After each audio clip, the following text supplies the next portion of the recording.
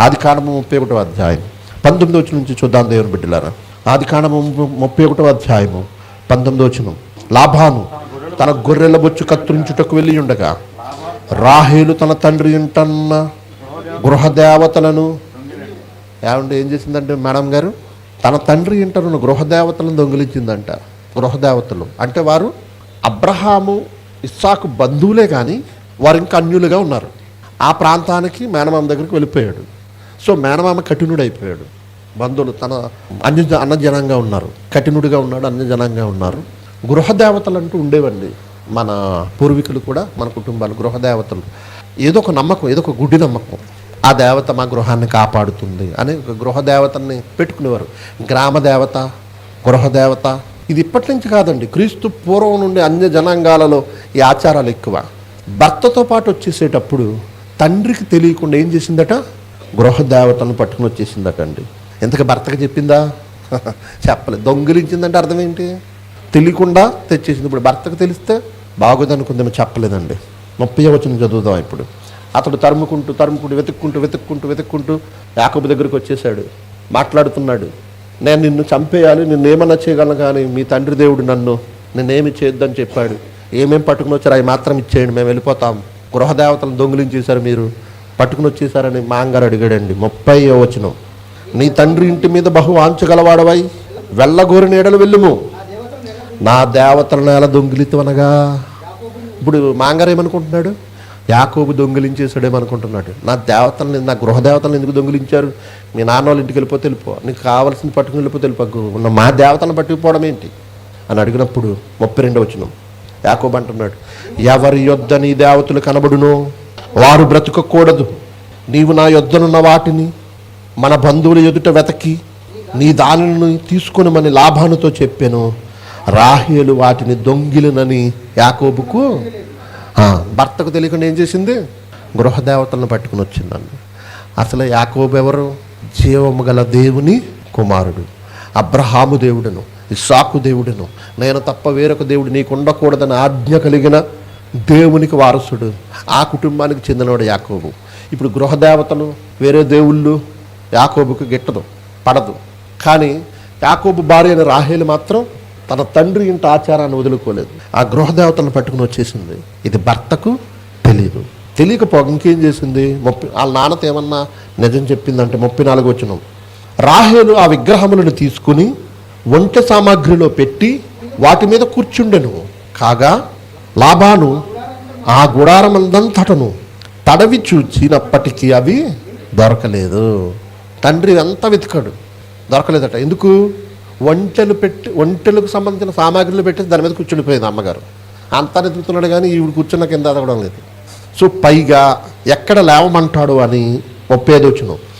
ఆమె తన తండ్రితో తమ ఎదుట నేను లేవలేనందున తాము కోపపడ, మళ్ళీ ఎలా చెప్తుందో చూడండి. నాన్న, నీ ఎదుట నేను లేవలేనందుకు మీరు కోపపడకూడదు. ఎందుకు అనంటే నేను ఇప్పుడు పీరియడ్స్లో ఉన్నాను అంటుందండి. నేను కడగా ఉన్నాను, నా డేట్ టైం ఇది, నా మెన్సెస్ టైం, కాబట్టి దయచేసి నన్ను లేవమని చెప్పొద్దు అన్నదండి. అతడు ఎంత వెతికినాను ఆ విగ్రహములు. ఇప్పుడు తండ్రితో అబద్ధం ఆడింది. భర్త కూడా అక్కడ ఉన్నాడు కదా, భర్త ఎదురుగా ఉన్నాడు కదా, వెతుకుతున్నప్పుడు అతడు కూడా అక్కడే ఉన్నాడుగా. ఇప్పుడు భర్తతో తండ్రితో అబద్ధం ఆడుతుంది. భర్తకు తెలియకుండా విగ్రహాలను తెచ్చిపెట్టుకుందండి. ఏం జరుగుంటుంది అంటారు? చెప్పండి. ఒకవేళ భర్తతో చెబితే తానెవ్వడు, కానీ తన ఆచారాలను మాత్రం వదులుకోలేకపోతుంది దేవుని బిడ్డలు. చాలామంది భార్యాభర్తలు మీరు గమనించండి, ప్రభువుని నమ్ముకుంటారు. ప్రభువుని నమ్ముకున్న వారు పూర్వపు పద్ధతులు మానుకోరు. చాలామంది తమ పూర్వపు పద్ధతులు మానుకోరు. దేవుని బిడ్డలారా, నువ్వు ప్రభువులోనికి వచ్చిన తర్వాత, జీవము గల దేవుని సన్నిధిలోకి వచ్చిన తర్వాత, ఈయనే దేవుడు అని తెలిసిన తర్వాత, నువ్వు ఇంకా నీ పూర్వపు ఆచారాలను విడిచి, పూర్వపు కట్టుబాట్లు విడిచి, నువ్వు పూర్తిగా లోక సంబంధిగా చచ్చిపోయి దేవుని సంబంధిగా నూతనంగా బ్రతకాల్సిన బ్రతికిన నీవు ఇంకా మరలా వెనక్కి వెళతావేంటి? ఇది ఎవరైనా సరే, భర్త అయినా భార్య అయినా సరే, నువ్వు మరలా నీ తండ్రి ఇంటి ఆచారాలను పట్టుకుని వచ్చి జీవం గల దేవుని కుమారుడి ఇంటిలోనికి నువ్వు అలా ప్రవేశిస్తే ఎవరికి హాని? నీ వలన నీ భర్తకు హాని. నీ వలన నీ భర్త పొందుకోవలసిన దీవెనలు పొందకుండా పోతాయి. నీ వలన నీ భర్తకు రావలసిన మేలు రాకుండా పోతుంది. తద్వారా కుటుంబమే విచ్ఛిన్నమవుతుంది, పైగా నీకు ఎక్కువ నష్టం జరుగుతుంది. ఏం జరిగిందంటే దేవుని బిడ్డలారా, నేను నా పరిశీలనలో, నా ఆలోచనలో తేలింది ఏంటంటే, పర్టికులర్గా ఈ సంగతి రాయబడలేదు, కానీ నేను ఇలా భావించుకున్నాను. అది తప్పు అయితే దేవుడు నన్ను క్షమించునుగాక. దేవుడు ఖచ్చితంగా దీనికి సరైన వివరణ నాకు ఎవరొకరి ద్వారా తెలియజేయాలని నేను కోరుకుంటున్నాను. ఆదికాండం 35వ అధ్యాయం. అసలు ఏం జరిగింది ఇలా చేయడం వలన? 35వ అధ్యాయము 2వ వచనం నుంచి చూడండి దేవుని బిడ్డలారా. దేవుడు పలానా చోటకెళ్ళి బలిపీఠం కట్టమంటాడు. కట్టమన్నప్పుడు యాకోబు ఏం చెప్తున్నాడంటే, 2వ వచనం, ఆదికాండము 35వ అధ్యాయం 2వ వచనం ముగిస్తాను. యాకోబు తన ఇంటి వారందరితోనూ, తన యొద్దనున్న వారందరితోనూ, మీ యొద్దనున్న అన్య దేవతలను పారవేసి మిమ్మును మీరు శుచిపరుచుకొని మీ వస్త్రములను మార్చుకోండి. ఇప్పటి వరకు ఒకవేళ మన ఇంట్లో ఎవరి దగ్గర అయినా అన్య దేవతలు అంటే, మరి తనతో పాటు వచ్చిన భార్యలు, వాళ్ళిద్దరి దాసీలు అన్య జనాంగం కదా. ఇప్పుడు ఒకవేళ మీ కుటుంబాల నుండి, మీ ఆచారాలలో మీరు పూజించే దేవతలు ఏమైనా ఉంటే ఇప్పుడే పారవేయండి. పనివారు కానీ, ఇంట్లో వారు కానీ, ఎవరైనా సరే మీరు శుద్ధిపరచుకుని, శుద్ధి అయి మీ వస్త్రములను మార్చుకోండి అని చెప్పాడండి. 4వ వచనం, ఇప్పుడు వారు తమ యొద్దనున్న అన్య దేవతలన్నింటినీ, తమ చెవులనున్న పోగులను, చెవులనున్న పోగుల ఏంటి? చెవులనున్న పోగులు అంటే ఏంటి? సో మనం మాత్రం ఏమీ వదులుకోం, మాట్లాడితే చాలు. చిన్నప్పుడు చెవులు కుట్టేయాలండి, కుట్టేయాలి, కన్నాలు ఎట్టేయాలి చెవులకి. చెవులకి కన్నాలు అట్టకపోతే ఏంటట, ఏం జరుగుద్దట? చిన్నప్పుడు అండి మగాళ్ళకు కూడా కన్నాలు పెట్టేశారండి. మా నాన్నకున్న కన్నాలు, నాన్న ఏందనంటే, ఏం చెప్తానరా తాతయ్య వాళ్ళు చిన్నప్పుడు కాల్చి మరీ పెట్టేశారట చెవులకి. మా నాన్నకి రింగులు వేసారట. ఏమన్నా ఆడవాళ్ళకి తీసుకుంటారంటే, ఎవరు మగాళ్ళకు కూడా వేసేసేవారా? అవును, మన పూర్వీకులు చాలామంది కన్నాలు ఉంటాయి, చూసారా, గమనించారు లేదు? చెవులు పోగులు కూడా ఇచ్చేసారంట. ఏమండి నిజంగా కొన్ని సంఘాల వారు ఏ ఆభరణాలు పెట్టుకోరండి స్త్రీలు, అవునా? వాళ్ళని చూసి తప్పు పడతామండి. అలంకారాన్ని దేవుని రాజ్యానికి ఆటంకమా, ఇలాంటి కబుర్లు చెప్తూ ఉంటాం. ఆటంకమే మరి, దాని మీదే ఉంటుంది మనసు అంతా. ఏమండి మీరు గమనించండి, భార్యకు చక్కగా ఇష్టపడి చైను, చెవిలిలో, ఉంగరాలు కొంటాడండి భర్త. ఎప్పుడన్నా కష్టం వచ్చినప్పుడు అవి తాకట్టు పెట్టడానికి ఆమెను అడగడానికి చాలా భయపడతాడు, తెలుసా? భయపడతారో లేదా? ఏమంటదో ఏంటో, ఇస్తుందో ఇవ్వదో. ఈయనే కొన్నాడుగా, ఇష్టపడి ఈయనే కొనిచ్చాడుగా. చెవిలీలు కొన్నాడు, చైన్ కొన్నాడు, ఉంగరం కొన్నాడు, అడగడానికి భయపడతాడండి. మరి ఇంట్లో కొద్దిగా కష్టంగా ఉంది, చెవిలీలు ఏమైనా ఇస్తామంటే అలా మూతి పక్కకి తిప్పేసి అటు పడుకుంటుంది. కొన్ని నెల రోజులు అవ్వలేదు, కొన్ని సంవత్సరం అవ్వలేదు, అప్పుడే తాకట్టు ఇట్టేస్తారట. ఇదేమైనా బాగుందా? అలా అనకుండా మాత్రం ఇవ్వదండి, ఇస్తుంది. కానీ ముందు చాలా మాటలు వస్తాయి. ఎప్పుడు ఉంచారు మీరు? కనీసం దాన్ని చూసుకుని ఒక్క సంవత్సరం ఆనందించలేదు. అది కూడా ఎప్పుడు లోపలే ఉంటుంది. ఎప్పుడన్నా ఫంక్షన్ వస్తే వేసుకుంటాను, అది కూడా ఉంచరా, మాట్లాడుతుంది, అది కూడా ఉంచరా. భర్తకు తెలియదు కొంతమంది తాకట్టడమో లేదా తమ్ముళ్ళకో, కుటుంబీకులకు, స్నేహితులకు ఇస్తారండి. ఫంక్షన్లో మాత్రం రోడ్లు వేసుకుని కూర్చుంటారు. అప్పుడు గమనించి ఏంటే నేను కొన్నది ఏమైంది, అలాంటిది వెతుక్కుంటుంది. మరలా ఎక్కడ భర్తకు తెలిస్తే తిడతాడో ఏమని. ఆ ఒరిజినాలిటీని దెబ్బతినకుండా అలాంటి రోల్డ్ గోల్డ్ వస్తుంది ఈ మధ్య, 1 గ్రామ్ గోల్డ్ అని. రోల్డ్ గోల్డ్ ఒరిజినల్ గోల్డ్ తెలియని పరిస్థితుల్లో ఈరోజు కదా. సో ఇది ఎందుకు చెప్పానంటే, చాలామంది స్త్రీలు అలంకరించుకోరు వారి సంఘాలు. నేను ఆలోచించాను ఎందుకు వారు అలంకరించుకోరు. కొన్ని సందర్భాలను బట్టి, బైబిల్లో రాయబడిన ఆ సందర్భాలను బట్టి వారు అలంకరించుకోరు. నిజమే, దాని మీద ఎక్కువ మక్కువ ఉంటుంది వాళ్ళకి. బంగారం మీద ఎక్కువ ఇష్టం అండి ఆడవాళ్ళకి. ఇష్టమే కదా చెప్పండి. బంగారం కాకపోయినా రోల్డ్ గోల్డ్ అయినా ఒక పర్టికులర్గా ఒక బాక్స్ ఉంటుందండి. ఏంటది, డ్రెస్సింగ్ టేబుల్ కూడా టేబుల్స్ ఉంటాయి, దాని నిండా ఉంటాయండి ఎన్ని రకాల చెవిలీలు. ఇది తుప్పియే, పిచ్చియే, రోల్డ్ గోల్డ్ మామూలువే. ఎన్ని రకాలు, ఏ డ్రెస్ మీదకి ఆ డ్రెస్ మ్యాచింగ్, ఆ డ్రెస్ మీదకి ఆ డ్రెస్ మీద గాజులు, ఆ డ్రెస్ మీద చెవిలీలు, ఆ డ్రెస్ మీద ఎన్నో. చివరికి అన్య దేవతలను ఇచ్చేయమంటే చెవులు పోగులు కూడా ఇచ్చేసారంటే అర్థం ఏంటి? చెవులు పోగుల మీద కూడా వాళ్ళ దేవతల ముద్ర ఉండుంటుంది.